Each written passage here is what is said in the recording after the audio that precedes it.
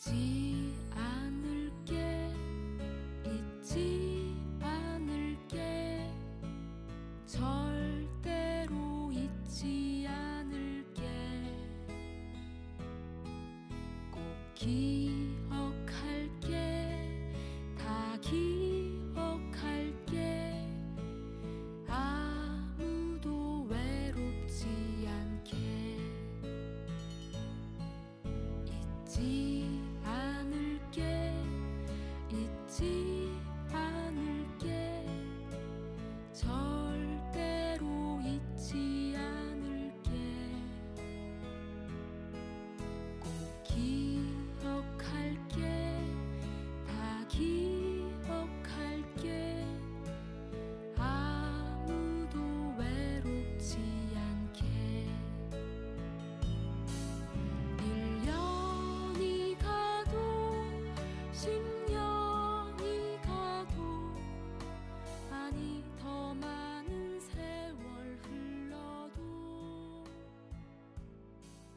보고픈 얼굴들 그리운 이름들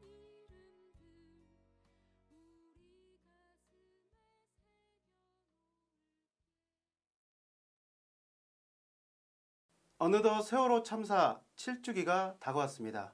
봄은 어김없이 찾아왔고 우린 또다시 4월을 맞이하게 됐습니다. 그날을 기억하고 일상에서의 행동 그리고 우리의 약속과 책임을 다짐하는 특별 편성 방송을 준비했습니다. 이 방송은 강서 마을 미디어 네트워크 강서 라인 방송국과 마을생활 접하소 방송국이 공동 개최하는 방송입니다. 특별히 오늘은 인권 활동가이시기도 하고 그다음에 동화 작가이신 김효진 선생님을 모시고 오늘 세월호에 관련된 이야기를 함께 나눠보도록 하겠습니다. 먼저 오신 분들 인사 좀 부탁드리겠습니다. 네, 우리 저기 라인 방송국의 네. 박현주 선생님. 네, 반갑습니다. 강서 라인 방송국 운영하고 있는 박현주입니다. 반갑습니다. 네, 우리 저 김효진 선생님 또 인사 좀 부탁드리겠습니다. 네, 안녕하세요. 저는 동화 쓰는 김효진이라고 합니다. 반갑습니다. 네, 본의 아니게 제가 이렇게 뭐 사회처럼 했는데 박현준 선생님도 같이 사회를 같이 봐주시고. 그럴까요? 네. 네. 네. 이제 세월호 참사 이제 7주기가 됐는데 이제 공동 우리가 방송을 기획을 했잖아요. 그렇죠. 네. 그래서 좀 지역사에서도 이제 세월호 관련된 각 단체에서 네. 추모와 또 이런 행사들 이런 것들이 많이 좀 되고 있고 그런 취지에서 저희 마이 미디어 네트워크도 함께 하는 것으로 되어 있고 저희 라인 방송국은 며칠 전에 방송을 하셨죠? 네, 저희는 방송을 했습니다. 네, 어떤 방송을 하셨죠? 네, 일단은 사율문화재단이라는 홈페이지가 있고요. 네. 거기서 이제 추모글을 남길 수가 있더라고요. 네. 그래서 거기에 이제 추모글을 남겨진 것 중에서 일부를 이제 발췌해서 함께 읽어드리고 공감하는 내용을 서로 좀 이야기 나누는 그런 방송을 시작을 했고요. 또 이번 4월 16일에만 하는 게 아니라 매월 16일에 방송을 하기로 했습니다. 아, 네. 그러시구나. 그 방송 저기가 프로그램 별아인이라고 한 것 네, 같은데 맞아요. 어떤 뭐 의미가 있는 건가요? 아니면 네, 요즘 애들 네. 말 줄여서 잘하잖아요. 네네. 네, 줄임말이고요. 네. 별로 아는 건 없지만 인권입니다. 아, 네, 그래요? 줄여서 별아입니다. 네. 아, 그렇군요. 네. 나는 누구 이름을 따서 맞아요. 유아인 생각하라고. 아, 그러셨구나. 네. 그래서 어떤 의미가 있을까 그런 생각을 했었습니다. 네. 네. 우리 김효진 선생님은 계속해서 이제 매년 세월호 관련해서 함께 이제 지역사회에서 같이 연대 활동하고 예. 추모제 활동을 했었는데 네. 어떠세요? 7주기를 맞이하신 어떤 느낌이나 소회 이런 것 좀.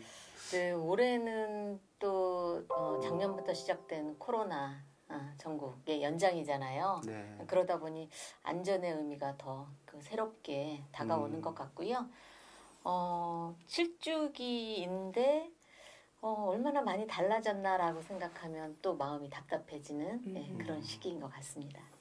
네, 그 세월호를 우리가 이제 사회적 참사를 또 겪으면서 또 그러면서 이제 오늘이 이제 방송하는 날인데 네. 오늘이 사실은 또 국민 안전의 날이기도 네. 합니다. 그래서 사실은 세월호 참사를 계기로 해서 우리 사회 안전과 그다음에 뭐 이런 것들을 국가에서 좀 해야 되지 않냐, 그 안전의 문제 이런 것들은. 그래서 국가 지금 안전의 날로 지금 지정이 돼 있어요. 근데 물론 코로나 때문에 그 관련된 행사는 오늘 못 하는 걸로 알고 있는데요. 그 안전하다는 나라, 안전한 나라, 그럼 어떤 걸 좀 의미할 수 있을까요? 뭔 일을 너무 네. 거창해지네. 거창해지는 건가요? 네. 네. 네. 그 이상하게 저 개인적인 느낌인지 모르겠는데 네. 무슨 날이라고 정해지면 오히려 더 박제화된다는 느낌. 맞아요, 맞아요. 네.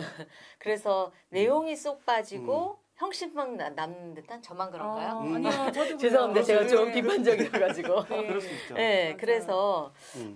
이런 국가적인 날, 국가적으로 기념하는 날과는 우리 일상생활과는 굉장히 괴리가 있지 않나. 맞아요. 네. 오히려 그런 생각이 드네요. 맞아요. 그러니까 생활 속에서 지키는 게 맞는 거지 이렇게 날을 정해놓고 그때만 반짝 이렇게 하는 거는 좀 아닌 것 같아요.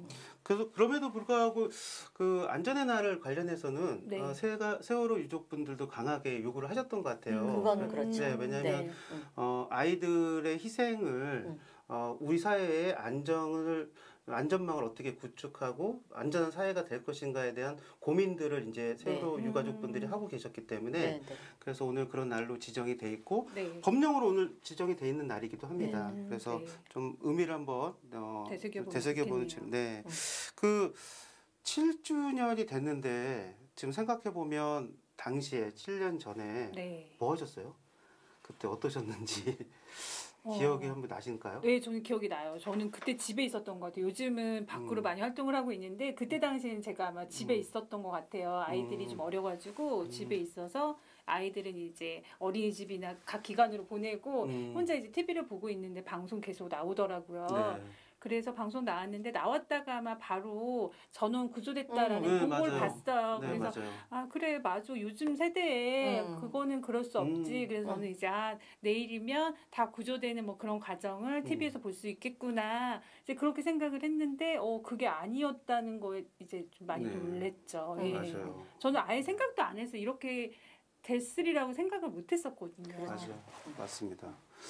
네, 저는 그때 희망 고문 당했던 게 기억이 지금도 남아요. 골든타임 뭐 하면서. 맞아요. 근데 상식적으로 저는 뭐 재난이나 이런 쪽으로는 전혀 문외한이지만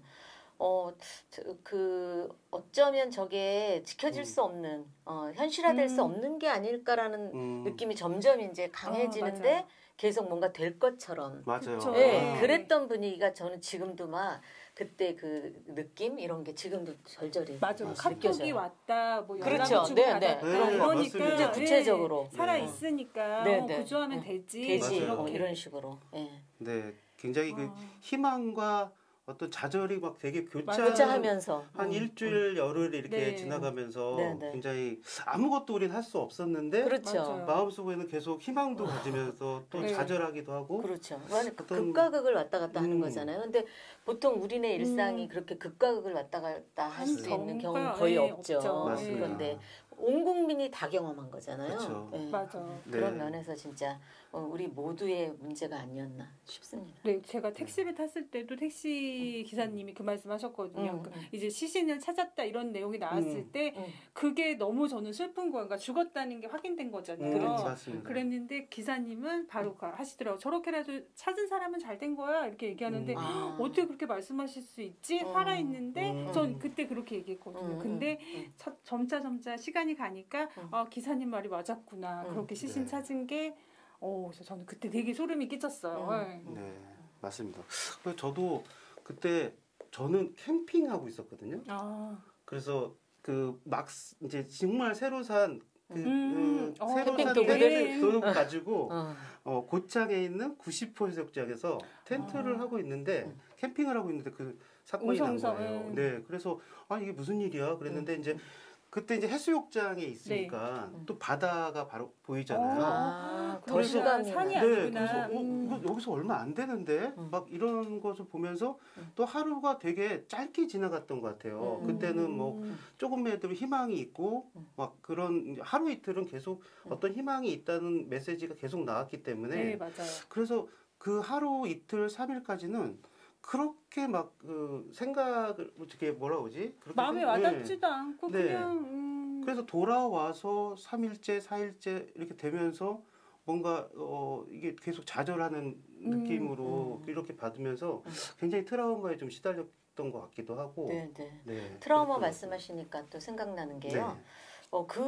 세월호 참사 이후로 바다가 다르게 느껴지는 거예요. 맞아요. 그래서 한 번은 부산에 간 적이 있었는데 네. 그 배를 타게 됐어요. 근데 만약에 여기서 배가 뒤집히거나 이런 사고가 발생하면 나는 수영도 못하고 그다음에 저는 이 장애가 있잖아요. 그래서 보조기를 착용하거든요. 쇠예요. 꽤 네. 무거워요. 그럼 더 그래서 남들보다 더 가라앉겠구나. 이게 굉장히 구체적인 공포로 다가오더라고요. 맞아요. 네, 그래서 이게 진짜 우리 모두에게 각인된 게 맞구나. 그를 정말 처절하게 이렇게 실감했던 기억이 또 있습니다. 네, 지금도 사실 바다가 되게 낭만적이고 되게 그런 느낌으로 있는데 여전히 우리가 뭔가 뭐 유람선을 탄다, 여객선을 탄다 그러면 무서운 생각이 들게 공포가 돼요. 이제 더하기가 됐죠. 그래서 상상이 되고. 네. 근데 이제 이런 어떤 전 국민이 트라우마를 겪고 아픔과 슬픔을 지금 이제 7번째 맞이하고 있는데 사실 이제 그런 생각이 들어요. 이게 세월호 참사의 원인 규명과 또 책임자 처벌 이런 것들이 정말 잘 됐나 이런 좀 생각들도 들거든요. 그래서 최근에 이제 1월달에 그 조사위에 이제 검찰에 이제 불구속 기소를 하고 이런 이제 일련의 사항들이 됐고 실제로 이제 진상 규명도 좀 아직은 덜 된 것 같고. 그렇죠. 네. 근데 그에 관련된 책임자 처벌도 뭐 1, 2, 3 점장이라는 분만 구속 기소가 되고 나머지 분들 뭐 청장 이하 여러 가지 관련된 분들은 다 불구속이 이제 기소가 됐는데 어떠세요? 지금 사실 문재인 정부에서 세월호 진상규명과 책임자 처벌은 꼭 반드시 해야 됐던 거 아닐까라는 생각이 들거든요. 네, 그렇죠. 그게 희망이었었고 그렇게 될 거라고 믿었었는데. 그런 아쉬움이 좀 있는 거죠. 그렇죠. 사실은. 그래서 저도 이제 이번 선거를 보면서 느꼈던 거는 정말 세월호에 대한 그 문재인 정부 또는 여기서 이제 뭐 너무 정치적인 얘기는 그렇지만 어쨌든 세월호에 대한 진상규명과 책임자 처벌을 제대로 하지 못한 것에 대한 국민들의 어떤 뭐라고 분노일 수도 있고 아니면 그거에 대한 어떤 엄정한 평가 그럴 수도 있다고 생각이 들더라고요. 그래서 앞으로 어떻게 이제 진행이 돼야 될까요, 선생님? 넘겼어. 궁금한 거 있으면 항상 남기겠습니다. 그래서 가운데 앉으셨어요. 어렵네요. 조언을 듣는 입장에서. 저는 그 놀라운 게 왜 그 보수 진보를 막론하고 이렇게 본질적인 문제에서는 비슷한 태도가 나오는 걸까? 그러니까 굉장히 놀라워요. 우리가 기대를 했던 만큼 뭐 100% 완전한 도달은 없겠지만 그래도 접근하는 방식, 그렇죠. 접근하는 방식, 과정 이런 것들이 우리 눈에 보여지면 최소한의 신뢰가 있는 거잖아요. 그런데 그게 보여지지 않는 것이 정말 우리 이 정치라는 게 우리하고는 딴 세계인가? 그렇죠. 계속 의문을 갖게 만드는 그런. 그래서 다음 선거에는 특히 대선에는 반드시 약속을 받아야 되겠다. 맞습니다. 이 문제에 제대로 접근하겠다라는 약속을 하는 사람에게만 표를 줘야 되겠구나. 근데 문재인 대통령이 약속을 하셨어요. 하셨어요. 심지어는 단식도 하시고. 그 못했으니까 그 약속이 좀 더 구체적이어야겠죠. 맞아요. 언제까지, 어디까지, 뭐 이런 것들을 좀 구체적으로 우리가 약속을 받아내야 되겠구나. 2번 실패할 수는 없잖아요. 그리고 7년이 지났는데 우리가 아직도 트라우마를 갖고 있다라는 건 제대로 핵심에 접근하지 못했기 때문인 거거든요. 그런 면에서 이제는 좀 달라져야 되겠다. 우리가 심판할 수 있는 게 결국 표로 심판할 수 있는 것밖에 없기 때문에요. 그러면 이후에 대통령 하실 분들은 네. 구체적인 로드맵을 보여줘야죠. 국민들에게 네. 제시하고 언제까지 어떻게 이런 것들을 좀 제시하는 게 되게 중요하겠네요. 네, 네. 네. 그래서 이제 우리들이 좀 매년 이렇게 4월이 되면 아픈 마음이지만 같이 추모하고 기록하고 또 희생자와 유가족들 또 위로하고 이런 것들을 좀 계속해서 사회적 연대체로 기억해주고 하는 게 좀 필요할 수도 있겠다는 생각이 듭니다.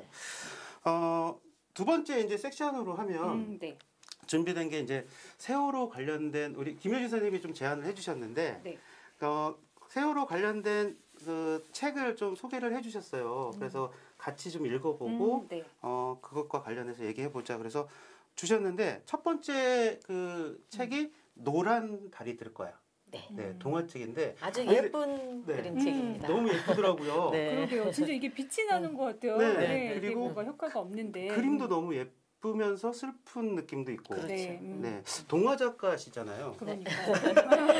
저도 어떠셨습니까? 이런 좋은 작품을 쓰고 싶은데 아직은 희망사항입니다. 아, 왜? 지금 최근에 쓰신 작품이나 또 준비하고 계신 게 있으세요? 작년에 그 장애 부모를 둔 초등학교 저학년 아이의 시각으로 그 착한 아이 안 할래라는 동화를 썼어요. 제목이 참 마음에 와닿아요. 네, 그 왜 장애 부모를 둔 아이에게 사회적으로 주는 억압이 있어요. 부모 잘 돌봐드려야 된다. 아이는 부모를 돌보는 존재가 아니잖아요. 그렇죠. 그런데 아이에게 그렇게 이야기하거나 또는 너는 착하게 살아야 된다. 이런 여러 가지 이제 억압이 있는데 그런 거를 우리 아이가 겪었을 것 같아서. 네, 그래서 우리 아이를 좀 해방시켜주고 싶었어요. 근데 정작 우리 아이는 별로 감흥이 없고요. 민찬이. 네, 우리 민찬이. 네, 기본적으로 동화에 관심이 없습니다. 그래도 민찬이가 그림은 잘 그리잖아요. 그림 민찬이가 그린 거 아니에요? 네, 맞습니다. 그래요? 지금도 봐야 되겠다. 그 동화책이 아니 동화책에는 아니고요. 그 예전에 마을신문 맞아. 할 때 거기에 이제 같이 맞아요. 그냥 취미로 그렸었습니다. 네. 그 노란 달이 뜰 거야 작가 입장에서 어떻게 보셨어요? 네, 이제 느닷없이 소중한 사람을 떠나보낸 그 아이의 시각이에요. 그런데 너무 잔잔하게 그 슬픔과 어떤 기억들, 이별의 느낌 이런 것들이 잔잔하게 표현되어 있으면서도 또 어떤 슬픔도 느껴지고 분도 느껴지고 그래서 정말 두고두고 우리가 읽으면서 되새겨 볼 수 있는 그런 책이어서 오늘 같이 읽고 싶었습니다. 네. 그럼 선생님이 읽어주실 건가요? 그럴게요. 네, 알겠습니다. 작가님께서 읽어주시는 동화책이니까 또 의미가 있는 것 같습니다. 네. 제목이 노란 달이 뜰 거야. 전주영님의 작품이고요. 이야기꽃이라는 출판사에서 출간이 되었습니다. 네, 제일 면지에 보면은 그 노란 나비들이 굉장히 많이 나와 있고요. 네, 시작하겠습니다. 오늘도 아빠는 오지 않고 나는 나비를 그려요.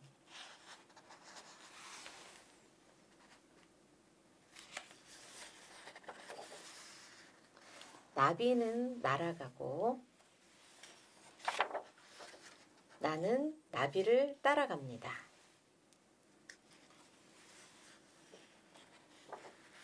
아빠는 말했어요. 이런 곳에 별꽃이 피었네. 있잖아, 별꽃의 꽃말은 추억이래. 아이스크림 사 먹은 거 엄마한텐 비밀이야. 가위바위보. 아이고 또 졌네. 이러다가 아빠는 못 올라가겠는걸? 남의 집 담에다 낙서하면 못 써. 근데 참 잘 그렸다. 하하. 아빠는 말했어요. 힘든 사람이 있으면 도와야 한다고. 내가 지치면 아빠가 내 손을 잡아주었어요. 우리 동네가 얼마나 높은지 한번 끝까지 올라가 보자. 내가 힘들어할 땐 아빠가 나를 업어주었지요. 조금만 더 가면 되니까 이제 내려서 걸을까? 다 왔다. 우리 딸 잘 걷네. 근데 아빠, 날이 어두워졌어요. 내가 무서워하면 아빠는 나를 꼭 안아주며 말했어요. 걱정 말아라. 곧 달이 뜰 거란다.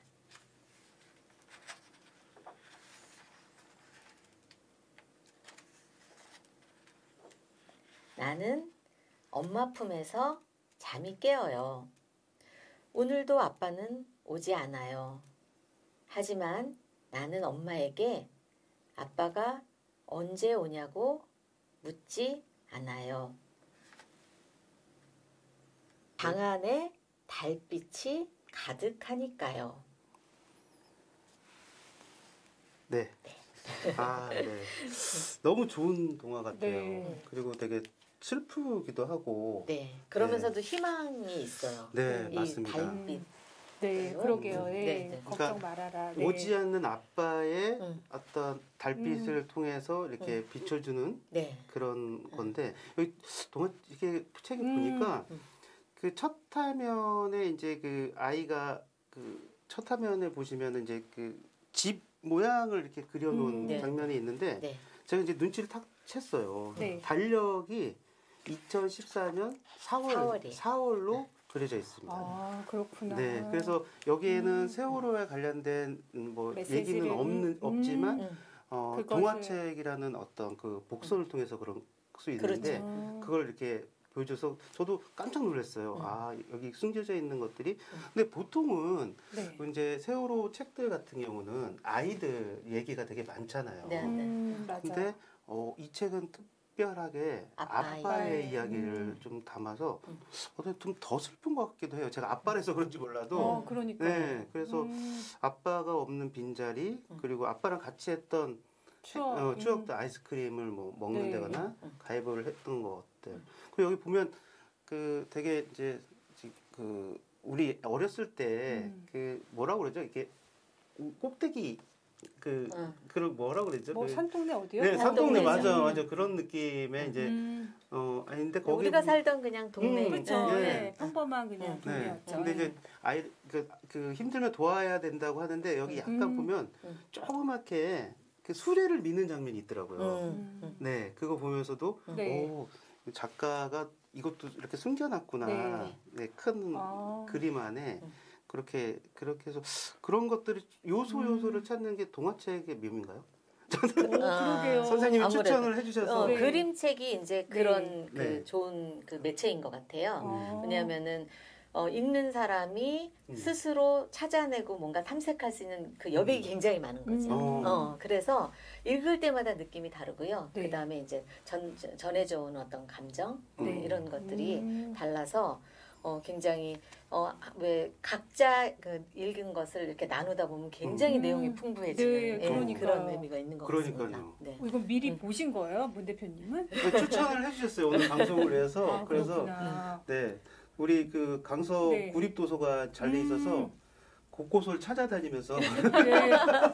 이게 한 군데밖에 없더라고요 이 책은. 네. 저는 이제 사전에 그냥 제목만 네. 들었지 내용을 안 봤거든요. 그래서 저 지금 목에 꺾였을 거예요. 왜냐면 저는 찾고 싶은 거예요 지금. 왜 난 그거 못 봤지? 막 이러면서 맞습니다. 미리 보셨구나. 네. 그래서 이런 이제 어찌 보면은 엄청난 슬픔이잖아요. 그리고 네, 더더군다나 맞아. 아빠를 보냈을 아이의 그 입장에서 생각해 보면은 이거는 이루 진짜 우리가 상상할 수 네. 없을 만큼의 맞습니다. 뭐 그 자신의 전부가 그 없어진 것, 네, 전부를 맞아요. 잃은 것 그렇게 생각할 수 있는데 그런 슬픔의 감정, 분노의 감정이 또 극도로 절제되어 있기 때문에 담담하게. 오히려 우리에게 전해지는 느낌이 큰 것 같고요. 그리고 이제 그 노란 달로 상징되는 그 희망 이것이 또 전혀 추상적이지가 않아요. 왜냐하면은 아빠와 있었던 기억과 추억과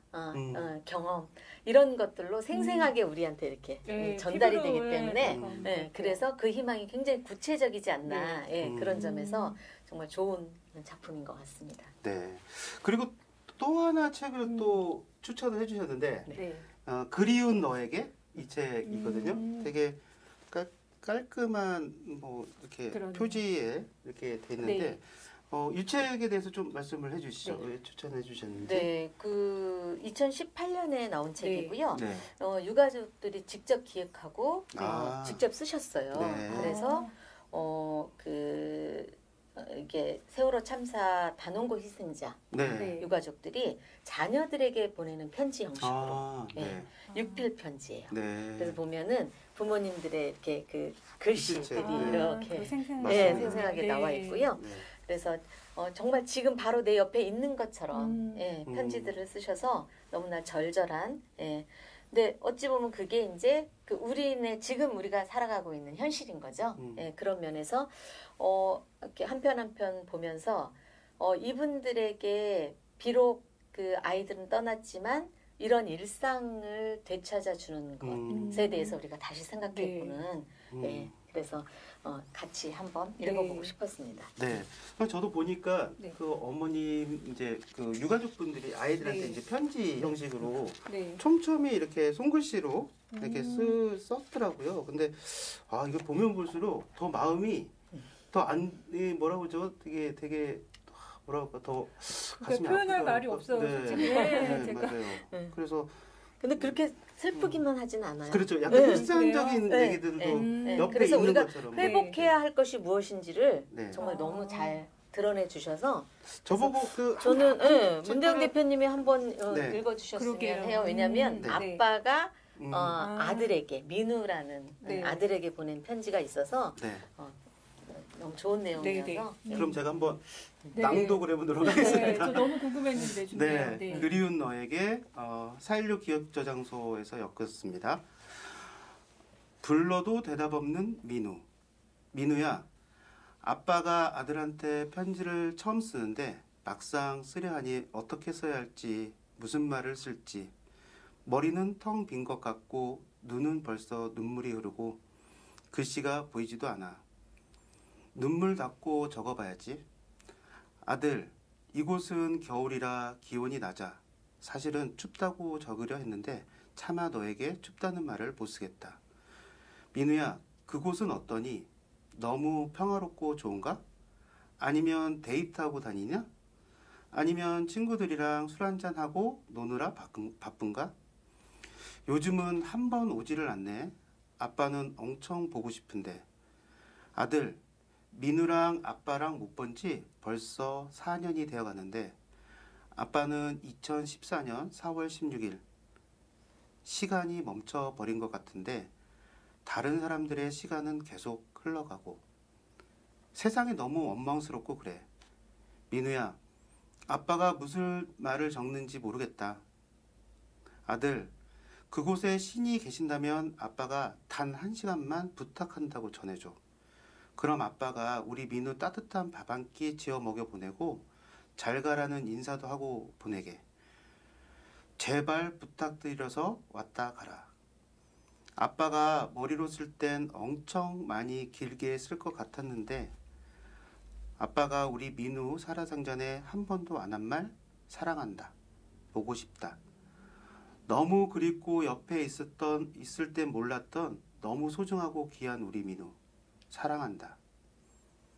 우리 아들이 벌써 22살이 되었네. 근데 아빠는 아들이 학교 다니고 있는 18살 청소년으로만 언제라도 문을 열고 들어와 아빠 하고 불러줄 것 같은 우리 민우로만 남아있네. 슬프다. 성인이 되면 해보고 싶은 것도 많았는데 낚시도 하러 가고 술도 한잔하고 인생의 쓰디쓴 이야기도 나누고 민우 여자친구 생기면 아빠랑 같이 밥도 먹고 즐거운 시간을 보내고 싶었건만. 민우야, 아빠가 부탁 하나 할게. 아빠가 세월호의 진실을 밝히는데 끝까지 할 수 있도록 도와주고 시간 되면 가끔이라도 얼굴 보여줘. 나중에 아빠가 민우한테 갈 때 그곳에서는 많이 안아주고 사랑한다는 표현도 하고 이곳에서 못한 거 다 해줄게. 어떤 말로도 표현할 수가 없어. 얼마나 많이 보고 싶은지. 언젠가 될지 모르겠지만 민우야 기다리고 있어. 아빠가 갈게. 사랑한다 내 아들 민우야. 네. 네. 문대영 대표님 자녀분들에게 사랑한다는 얘기 많이 하시나요? 안 하는 것 같네요. 어떠셔요? 저는 사랑한다는 말은 잘 못하는 것 같아요. 그래요? 네. 저는 잘해요. 오, 왜냐하면 우리 아들이 저한테 네. 사랑한다고 맨날 얘기하거든요. 그래서 역시. 저도 사실 그런 잘하는 스타일은 아닌데 네. 화답하다 보니까 네. 네. 근데 우리가 왜 그때 세월호 참사 있은 이후에 네. 그 엄마 아빠들이 굉장히 많이 반성했잖아요. 그렇죠. 네, 그러면서 그렇죠. 우리 애에게 뭐 공부 잘해라 막 맨날 책찍질 할 게 아니라 정말 가까이 있을 때 한 번이라도 안아주고 한 번이라도 네네네. 사랑해 한다고 말해줘야지라고 다들 생각했었는데 어느새 다 잊어버렸어요. 맞아. 맞습니다. 네, 그래서 그 우리가 함께 기억하고 행동하고 하는 것도 그 멈춰서는 안 되지만 네. 또 하나 우리의 아이들에게 사랑한다고 이야기해주고 보듬어주고 하는 이것도 기억하고 굉장히 잊지 중요한 말아야겠어요. 측면이 아닌가 싶어요. 역시 그 작가님의 가정이라서 그런지 네. 굉장히 반성이 되면서 네. 창피해서 잘 못하. 애들이 크면 맞아요. 클수록 잘 안 되는 거죠. 그렇죠. 아무래도. 죄송해요, 잠깐. 네. 네. 아유 우리 박준 선생님이 너무 눈물이. 오늘 이런 사람이 아니도 갑자기 그렇게 들리는지. 제가 낭독을 잘한 건가요? 흐름을 멈추게 하시려고 제가 농담을 좀 네. 했습니다. 여기 이제 이 책에서 보니까 그 우리 이제 두 가지 키워드가 있는데 이제 우리 애들이 컸을 때 일상적으로 해야 되는 것들 대학교 가면 술 먹고 여자친구 만나고 그렇죠. 뭐 그냥 일상적으로 우리가 할 수 있는 것들을 못한 거에 대한 아쉬움들이 되게 네. 그렇죠. 그냥 있어요. 소소한 거잖아요. 네, 소소한 맞아요. 걸 함께 하고 싶었는데 네, 술도 같이 한 잔 성인이 되면 아빠랑 술 한 잔 먹고 싶고 뭐 이런 것들 그런 것들이 되게 이제 없어져 버리고 네. 아쉬움으로 남아 있는 그런 것들이 여기 이 책엔 되게 많이 나와 있는 것 네. 같아요. 그래서 특히 이제 우리가 아이들을 다 키우는 입장에서 네. 보면 그런 것들 좀 많이 해야겠다 이런 생각도 들거든요. 사람. 그 작년 코로나 1년 어떻게 보내셨어요? 음. 그 아이와 아. 저는 엄청 전쟁을 치렀거든요. 그렇죠. 집에만 있다 보니까 갑자기 눈물이 쏙 들어가네요. 네, 그러면서 네. 제가 네. 어느덧 아이를 감시하고 있더라고요. 네, 그 저도 그래서 이제 공부는 안 하고 있나? 맨날 게임만 하나? 이거를 완전히 눈 동그랗게 맞아요. 뜨고 의식적으로 그런 건 아닌데 어느새 그런 모습이 되어 있더라고요. 맞아요. 그래서 정말 오늘 이 자리를 빌어서 또 다시 반성하게 되는. 예. 근데 네, 맞습니다. 정말 이 코로나를 만든 것도 우리 어른들이고 아이에게 그런 환경을 만들어준 게 우리 어른들이잖아요. 그래놓고 아이가 아무렇지도 않은 듯이 공부에만 전념해지기를 바라는 거잖아. 엄청난 정말 우리가 욕심장애인 맞아요. 것 같아요. 그런 면에서 다시 한번 우리를 생각해봐야 되지 않을까. 그러게요. 맞습니다. 네. 맞습니다. 간접적으로 뭔가 저희도 일상을 이제 잃어버린 거 경험한 거잖아요. 그렇죠. 코로나를 맞아요. 통해서. 네. 어른도 어려운데 아이들이 네. 그게 쉽겠어요. 어때? 근데 저도 그 우리 애가 이제 막내 애가 초등학교 3학년이거든요. 저희 둘째랑 똑같아요. 그렇죠. 네. 근데 이제 2학년 때 코로나가 시작된 거잖아요. 근데 그때 한참 친구들 만나고 맞아요. 이렇게 친구를 사귀어야 될 시기인 것 같은 거예요. 집안에만 갇혀 있었던 그래가지고 그러니까요. 친구가 없어요. 그리고 이제 가끔 작년에도 뭐 이제 이제 학교를 좀 순차적으로 가기도 하고 거의 그랬었는데 그쵸. 학교 가면 마스크 쓰고 있어서 그 옆에 친구랑 얘기도 못하게 하더라고요. 맞아요. 가서 이제 그냥 앉아서 수업 듣고 뭐 이렇게 옛날처럼 쉬는 시간에 막 얘기하고 그쵸. 이게 그러니까 친구가 없는 거예요. 그래서 정말 큰일 났다. 애들이 맞아. 친구를 사귀면서 사회성도 길러지고 거기서 또 일상들이 벌어지는데 그런 것들은 되게 나중에 크면 이 아이들이 어떨까 이런 생각이 들더라고요. 어떠세요? 3학년 그러니까 친구 많으세요? 저도 그러니까 친구가 옆에 있어도 친구랑 뭐 프리업을 할 수 있는 것도 아니고 손을 잡을 수 있는 것도 아니고 같이 뭐 놀 네. 수가 없으니까 네. 친구가 있어도 없는 느낌? 그렇죠. 그리고 아이들도 학교에 지식만 하러 맞아요. 가는 건 아니잖아요. 아닌데 맞아요. 부딪힘이 없는 거죠. 네, 맞아요. 그래서 이게 고착화되면 어떨까 이런 생각도 들더라고요, 사실.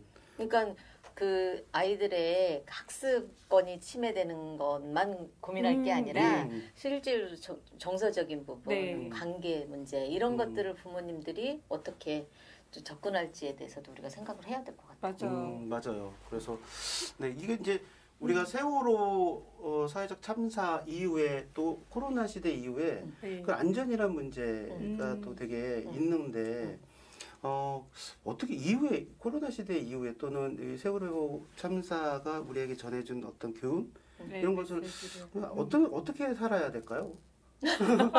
그렇게 어마어마한 아니 그러게요. 작가님의 입장에서 네. 저라고 답이 있겠습니까? 네. 사랑한다는 아이들에게 그렇게 자극게 표현해 주는 것부터 시작해서 네. 그렇죠. 근데 안전을 우리 일상으로 좀 안전이라는 주제를 일상으로 가져와야 되지 않을까. 네. 이미 일상으로 와 있는데 네. 우리 이제 그동안 무방비로 그냥 그 어떻게 보면 그냥 떠밀려 네. 온 거라는 생각이 들어서요. 그래서 일상의 주제로 계속 가져가고 특히 이제 우리 지역사회 안에서 어떻게 이 안전 문제에 대처할 것인가. 사실은 안전만 해도 엄청난 주제잖아요. 네, 그렇죠. 맞습니다. 뭐 한두 가지가 아닌데 지금 당장 뭐 코로나부터 시작해서 아이들 등하굣길 안전 문제도 있을 수 있고 그다음에 뭐 가습기 문제, 뭐 환경 문제 뭐 다 연결되어 있는 네. 거라서 그런데 뭐 어느 것 하나 중요하지 않은 게 없잖아요. 그랬을 때 우리가 지금 당장 절실하다고 생각하는 거기서부터 출발하는 거. 네. 그렇게밖에 말씀드릴 네. 수가 없겠네요. 네. 선생님은 어떠세요? 글쎄요. 그러니까 저도 똑같은 것 같아요. 생활 속에서 이제 너무 과하지 않게 조금씩 이렇게 지켜나가는 게 좋은 것 같아요. 뭔가를 뭐 크게 막 벌리는 게 아니라 생활 속에서 그냥 안전을 계속 생각하는 거. 코로나 관련돼서 네. 여러 가지 이제 우리가 일상적으로 이런 것들을 하긴 하되 네.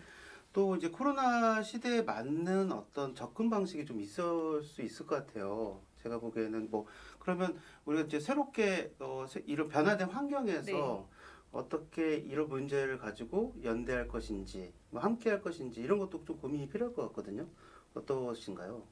네, 이제 그 다들 고립돼 있다 보니까 네. 더 그 뭔가 그 온라인으로라도 손을 잡고 소통하고 맞아요. 하는 네. 것에 대한 욕구가 굉장히 커지지 있죠. 않았나 싶어요. 네, 맞아요. 네, 그런 면에서 요즘 이제 뭐 줌으로도 네, 서로 회의를 만나고 네. 회의하고 그 다음에 또 의견 나누고 이런 것들이 이제 점차 활성화되고 있잖아요. 네.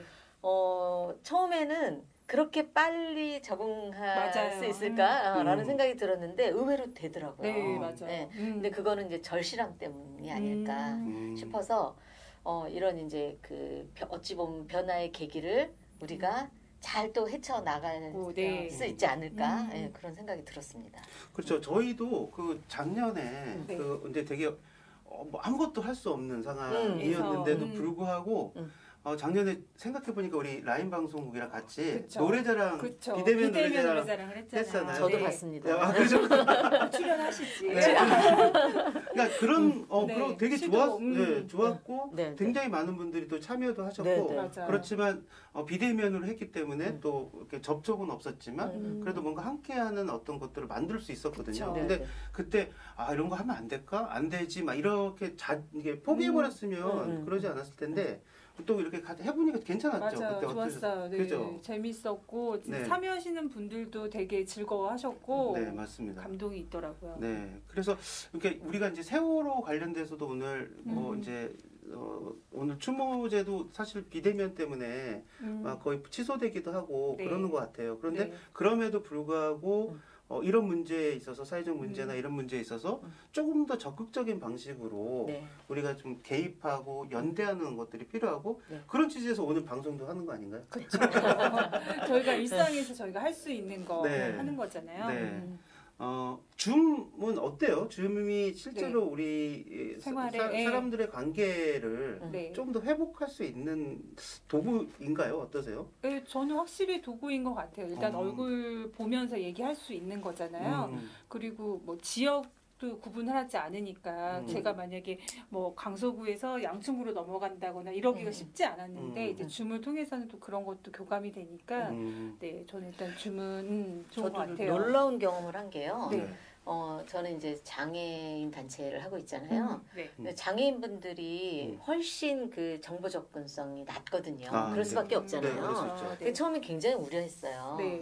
그런데 너무나 열심히 이 그야말로 진짜 접촉하려고 접속하려고 너무나 열심히 배우시고 연령대도 꽤 높으신 네. 분들이 그런 걸 보고 절실하면 통한다 라는 생각을 정말 했어요. 그래서 만약에 뭐 장애인분들이 얼마나 뭐 줌으로 접속하시겠어라고 생각하고 미뤘다라면 새로운 세계는 열리지 않았을 네. 것이다. 예, 이런 생각이 들고요. 박효준 선생님도 그 장애인분들에게 많이 교육하고 계시잖아요. 네, 계속 요즘에 이제 미디어 교육 의뢰가 들어오고 있거든요. 근데 그동안 팟캐스트 교육이었다고 치면 요즘은 언택트를 연결할 수 있는 그런 소통에 대한 교육으로 의뢰가 들어오는데 내용이 이제 줌을 어떻게 이용하고 어떻게 이제 소통할 수 있는지 그런 의뢰가 계속 들어와서 막 강북구도 가고 있고 막 그래요. 그러시더라고요. 네. 그래서 이런 것들을 좀 알려주고 또 되게 재밌어 하시더라고요. 네. 맞습니다. 그러니까 온라인상의 만남, 온라인상의 소통 네. 이런 것들을 점점 이제 우리가 우리 실천할 수 있는 어떤 네. 그 공간으로 확장하는 게 필요할 것 같아요. 네, 관계 확장을 꼭 그 뭐 오프라인을 통해서만 가능한 건 아니니까 네, 조금 더 이런 문제, 사회적 문제에 대해서 우리가 적극적으로 의견을 개진하고 또 연대 활동하는 것도 충분히 가능하니까 우리가 적극적인 방법을 좀 찾아보는 게 필요할 것 같습니다. 다음으로는 그런 취지에서 네. 또 지역에서 관련해서 일어나는 어떤 여러 가지 연대 활동이나 또 뭐 그 취지나 이런 것들에 대해서 좀 이렇게 둘러보는 시간도 좀 가져봤으면 좋겠는데요. 네. 사실은 이제 저희 전파소에서도 공동체 상영회를 좀 준비하다가 못했습니다. 그래서 실제로 많은 분들이 기대도 했었는데 당신의 4월이라는 영화를 좀 네. 함께 보려고 했었는데 정말 그냥 했으면 좋았을 뻔했다는 생각을 지금 하시니까 네. 추진을 하다가 주위에서 이제 코로나 때문에 우려가 너무 많으시더라고요. 그래서 실제로 극장도 다 알아보고 했었는데 좀 취소를 해서 본의 아니게 네. 지금 생각하니까 되게 아쉽네요. 근데 이제 그 당신의 4월이라는 영화가 네. 이제 4월 1일 날 개봉을 했더라고요. 네. 근데 이제 이 영화가 보통은 삼자적 입장에서 이렇게 영화를 이제 그 다큐멘터리 그동안 뭐 그날 네. 바다라든가 여러 가지가 있었는데 요 영화는 되게 그 일상의 일반 시민들, 일반인들이 이 세월호를 세월호 이후에 변화된 과정이나 또 일상에서 느껴지는 어떤 삶의 변화 네. 이런 것을 중심으로 다뤘다고 그래요. 네. 그래서 지금 강서구에 보니까 아주 좀 안 좋은 시간이긴 한데 네. 걸려 있는 데가 있더라고요. 네. 안 좋은 시간이긴 한데 네. 아무래도 다큐멘터리 감정이 네. 영화라서 그래서 한번 봤으면 좋겠다는 의견도 한번 드립니다. 네, 이거 아마 이 내용을 감독님을 모시고 그로 FM에서도 네네. 방송을 했더라고요. 네, 공동체 상영을 했죠. 네, 맞아요. 네. 그래가지고 네. 그러니까 감독님 이야기 들어보니까 영화관에서 직접 봐달라고 하시더라고요. 네, 진짜 맞습니다. 영화관 가서 봐야겠다는 생각 많이 들더라고요. 우리 날짜 잡죠. 그러니까 그럴까요? 지금 잡아요. 안 되면 우리 셋이 만나야죠. 네. 그러면 다음 주에도 해가지고 그렇죠. 티켓팅을 제가 하겠습니다. 네. 그럼 화이팅. 적극. 바로 그냥. 그렇죠. 네. 또 5인 이하니까 우리 3인 딱 좋은 것 같아요. 네, 네. 맞습니다. 한 명만 더 어떻게? 네, 한 명 더 하세요. 누가 할까요? 네. 저기 중계 주시는 분? 네. 뭐 또 혹시 선생님 뭐 관련해서 뭐 얘기하실 거 있으실까요? 아니 저는 뭐 요즘 네. 네. 그 휴식을 하고 있는 중이어가지고 그동안 너무 일을 많이 하셨잖아요. 네. 제가 이제 네. 지난 2월까지 장혜성 네트워크 대표를 맡고 있다가요. 네. 3월부터 다른 분에게 대표를 넘기고 네. 휴식한 지 지금 한 달 반 정도 됐어요. 근데 한 달은 정말 오히려 더 견디기 힘들더라고요.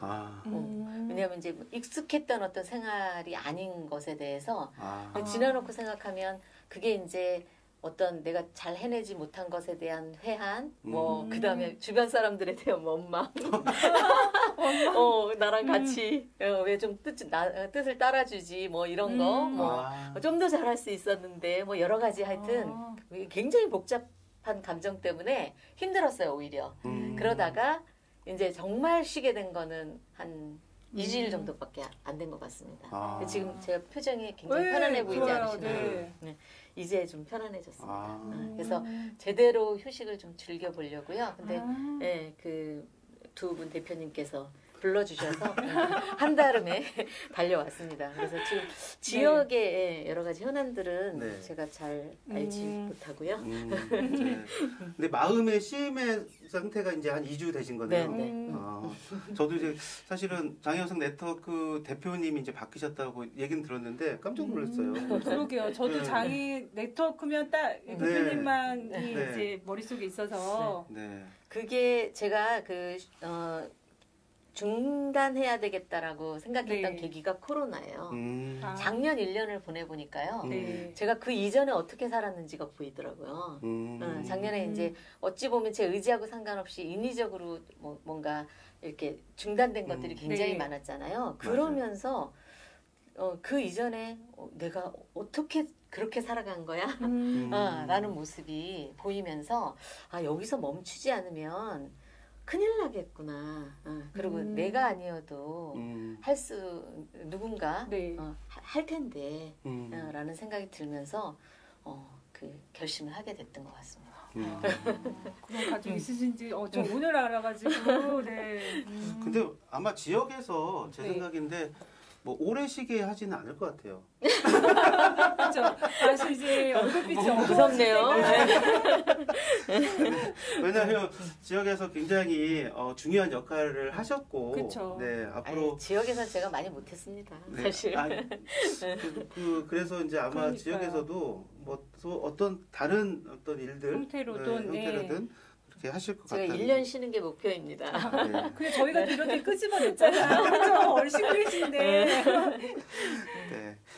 꼭 뭔가 계속해서 이렇게 끌어당김이 있을 맞아요. 거라고 제가 생각이 들고 저 지역 소식 하나만 더 소개를 드리면 여러분 잘 아시겠지만 서진학교라고 예전에 굉장히 뭐 어렵게 장애인 학교 이제 공진초등학교가 이제 폐교하면서 어렵게 지역 주민들과의 갈등 또 거기에 덧붙여서 정치인들의 어떤 뭐 그런 것까지 다 포함돼가지고 굉장히 뭐 어려운 여건 속에서 서진학교가 이제 2020년 작년에 개교를 했어요 결국에는. 네, 이제 그런 과정들을 담은 다큐멘터리가 또 개봉이 된다고 그래요. 그래서 학교 가는 길이라는 그래서 이것도 우리 발달장애인 학부모를 둔 엄마들이 우리 아이들을 좀 좋은 환경 또는 응당 또 교육을 받아야 되는데 학교가 없어서 계속 뭐 방치되거나 또 아이들을 집에서 이렇게 교육시켜야 되는 그런 것들이 굉장히 있었죠. 멀리 있는 학교에 다닐 수밖에 없어요. 맞아요. 그래서 보통 초등학교는 근거리가 원칙이잖아요. 그런데 이 지역 내에 특수학교가 없다 보니까 버스, 스쿨버스를 타고 다른 지역으로 다녀야 되는. 그러니까 오히려 장애 학생이면 더 근거리에서 교육받을 수 있는 환경이 마련돼야 되는데 그게 되지 않는 게 이제 첫 번째 문제였고요. 그 다음에 이제 사실은 지금 이제 통합교육을 주창하는 시대예요. 전 세계적으로. 그런데 통합교육의 환경이 마련되어 있지 않은 것은 물론이고 특수교육마저도 그 교육권을 누릴 수 없는 환경. 이게 이제 대한민국의 현실이라는 거죠. 특히 수도 서울에서. 네. 그렇죠. 그래서 이 특수학교 부지가 마련이 되었는데 주민들이 반대해서 교육이 진행될 수 없는 이런 상황이 21세기의 대한민국에서 벌어져서는 안 되는 일이었는데 하필 우리가 살고 있는 이 강서구에서 결국은 부모님들이 무릎을 꿇고 눈물로 호소해야 되는 이런 상황이 저는 정말 너무나 비현실적으로 느껴져서 주변 사람들로부터 계속 질문을 받고 하면서 정말 숨고 싶은 그런 심정이었었어요. 그런 상황 자체가. 그런데 이제 부모님들과 또 주변에서 도와주시는 분들이 많이 계셔서 그래도 개교를 하고 이런 이제 과정들에 대해서 함께 나눌 수 있는 그런 다큐멘터리네요. 그리고 그렇게 무릎 꿇으셨던 그분들의 자녀가 막상 그 학교를 다닐 수는 없다고 하더라고요. 네, 맞아요. 이미 이제 성장했어요. 불구하고 그렇게 왜냐면 내 아이의 문제만이 아니라 우리의 모두의 문제인 거죠. 그쵸. 맞습니다. 그 월요일 날, 화요일 날 그 강서구에서 이것과 관련된 과정들을 잘 다룬 다큐멘터리 학교 가는 길이 시사회를 7시에 한다고 하니까 이거 보시는 분들이 찾아서 아마 신청하시면 보실 수 있을 거라고 판단이 됩니다. 우리 서진학교 관련된 다큐멘터리 말고도 지역사회에서 이런 활동들을 또 하는 단체가 또 있다고 얘기를 들었는데 선생님 좀 소개 좀 부탁드릴게요. 저희 강서에서 활동하고 계신 예우매라고 있거든요. 거기 있죠. 네, 맞습니다. 거기 이제 송윤서 단장님이 활동하고 계신 곳인데요. 노란 꽃이라고 해서 다양한 예술가분들이 공연과 전시를 통해서 이제 진행하고 있더라고요. 그래서 세월호 관련된 주제를 가지고 하는 거죠.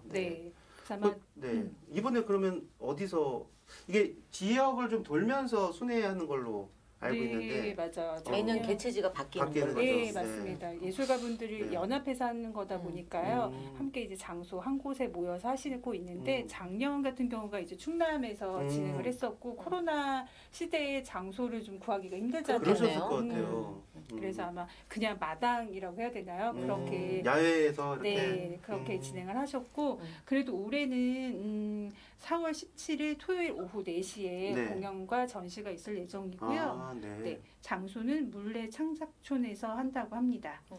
그럼 직접 가서 볼 수 있는 건가요? 아니면 비대면으로 온라인 통해서 사전에 접수를 받는다고 해요. 인원을 제한. 네, 맞아요. 20명까지만 제한을 받고요. 17일이면 내일이네요. 그러네요. 네. 그러면 보시는 분들이 그러면 어디로 좀 안내를 할 수 있나요, 혹시? 네, 지금 포스터가 나가고 있고요. 그럼 제가 포스터를 올려드리고 맞습니다. 또 참여 못하시게 될 경우에는 또 후원 계좌도 있으니까 그거 해주시면 되고요. 아마 지금 이렇게 그 입장료가 15,000원 정도 해요. 요 수익금은 그냥 차기년도 공연을 준비한 극히 일부만 사용을 하시고 나머지 다 전액 기부하고 계시다고 하니까요. 그런 거 참고하셔가지고 함께 해주시면 좋을 것 같아요. 우리 세월호 참사를 기억하려는 많은 분들이 되게 힘이 날 것 같아요. 맞습니다. 또 이제 시간을 좀 마무리를 좀 해야 될 것 같은데 이제 우리에게 던져진 질문들이 있을 것 같아요. 그래서 지금 우리가 처음 우리 방송을 시작할 때 7년 전 우리는 어디에 있었습니까? 라는 무엇을 하고 있었습니까? 질문과 이야기들을 나눴는데 다시 바꿔서 앞으로 오늘 이후에 우리는 무엇을 할 수 있을까요? 라는 질문으로 마무리를 하면서 마치도록 하겠습니까? 무엇을 하실 건가요? 앞으로?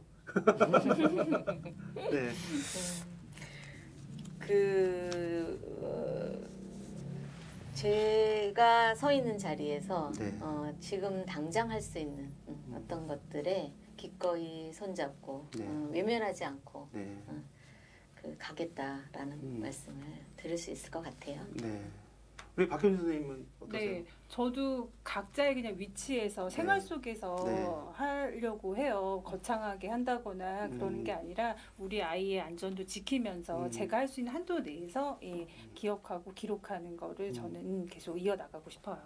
네, 우리 마을 미디어 활동을 하니까 우리 계속해서 이제 기록하고 하는 건데 꼭 비단 세월호 참사뿐만 아니라 우리 사회에서 벌어지는 모든 여러 가지 문제 그리고 앞으로 개선되고 발전해야 되고 이런 문제들에 대해서 인권, 안전 뭐 이런 것들에 대해서도 계속 이렇게 관심을 갖고 우리가 계속 조명하고 또 이야기를 좀 나눌 수 있는 것들을 계속 나누고 그래야지 뭔가 이렇게 확장성을 더 가질 수 있다는 생각도 들거든요. 그래서 약간 오늘 방송을 통해서 우리가 조금 더 이런 부분들에 대해서 더 관심을 갖고 하겠다는 다짐과 또 우리도 약속 그리고 그것에 대한 책임감을 또 같이 느끼고 하겠다는 것들을 좀 말씀을 드리면 좋을 것 같습니다. 오늘 하루 이렇게 세월호 7주기를 맞이해서 댁내에서 이렇게 좀 추모도 하고 또 우리 아이들한테 또 잠시 잊혀질 수도 있는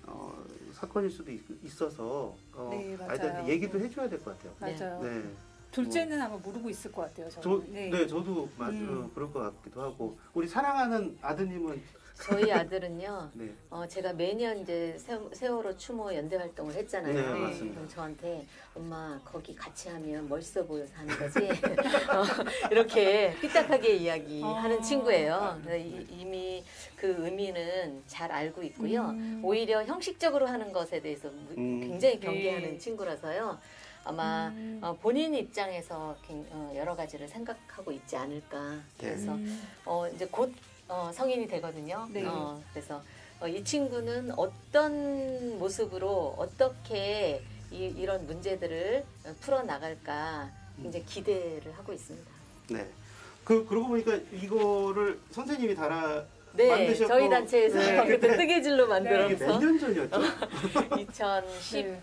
2016년? 네. 우연찮게 갔다가 하고 계시는 걸 했는데 일체형이라면서 일체형이에요. 제가 직접 꿰매줬습니다. 그래서 오늘 특별히 이 옷을 한 5년 된대. 네, 그 소소하게 우리가 기억하고 해야 될 것들이 되게 많은 것 같습니다. 그래서 오늘 뭐 그 방송 같이 해주셔서 감사드리고 잘 씹고 계셨는데 저희가 불러주셔서 너무 감사합니다. 네, 우리 선생님도 같이 기획하시면서 어떠셨는지? 저도 재미있었고 의미 있었고요. 또 제가 할 수 있는 한도 내에서 할 수 있는 일을 했다는 거에 저는 의미를 두고 싶어요. 꼭 공동 행동으로 어디에 가서 피켓을 들고 이런 것보다는 제가 할 수 있는 이 시간과 제 방식으로 할 수 있었던 기회여서 좋았던 것 같고 오늘 한 약속 꼭 지키는 걸로 네, 끝으로 세월호 참사 7주기를 맞이해서 우리 사회는 세월호에 대한 진상규명과 그리고 책임자 처벌을 미진한 부분도 해결을 해야 될 것 같고요. 그리고 안전한 사회를 위한 우리의 약속들 그리고 책임들을 계속해서 해 나가야 될 것 같습니다. 그날을 기약하고 일상에서의 행동 그리고 우리의 약속과 책임을 일상에서 우리 아이들과 함께 나누고 그리고 우리 희생자분들을 추모하고 기억하는 오늘이 됐으면 좋겠습니다. 끝으로 강서라인 방송국과 마을생활 전파서가 함께한 특별 방송을 이것으로 마치도록 하겠습니다. 함께해 주신 우리 선생님들 고맙습니다. 감사합니다. 박수 치면서. 네.